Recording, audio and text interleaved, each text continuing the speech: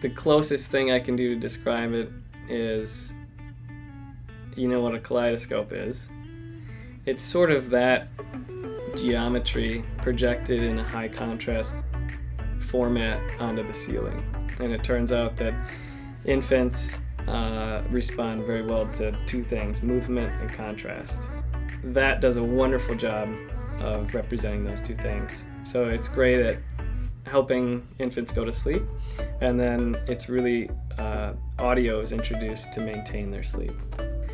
And I had a prototype, but it was really just a proof of concept. It wasn't a representative prototype, so it wasn't the size that I wanted it. It did what I wanted to do from a functional standpoint. So that I sort of did on my own using architectural lighting equipment, which is the only thing I was familiar with. And I was able to show what I wanted to show, and it proved to be pretty effective with the limited amount of trials that I had. So I brought it to the Hatch event thinking, boy, I haven't given a presentation of something that's my own sort of baby in a very long time. So I presented and I ended up winning that contest, and that was a surprise. You go in with the best intentions and you try to do your best, but I know I was very nervous, and I know that there were a lot of things that were hard to convey when you have a dynamic idea like this. You know, it's one thing to talk about a piece of art that you've painted and everybody can see it right there, and it's everything is available to look at. But when you've got a product that is very dynamic and the solutions behind it have a lot of thought and you have 5 minutes to pitch it, that's very difficult.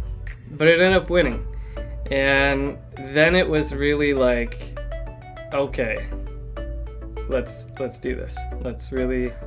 Let's keep going. Let's put a lot of energy into this. People like it. It's effective. Let's keep going.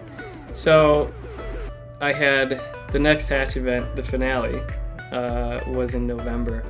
And so I had essentially 6 months to get to the next step. And the next step for us was a prototype that you could have in your hands, you could give it to people and they could test it. I found out there was a 3D printer, a really nice 3D printer, SLA 3D printer that was being purchased here. So to have a landing place and a forum like the Idea Center allows a lot of things to accelerate where they would have probably sat if somebody were trying to do this on their own at home. I'm Michael Moore, and I'm creating the Scape.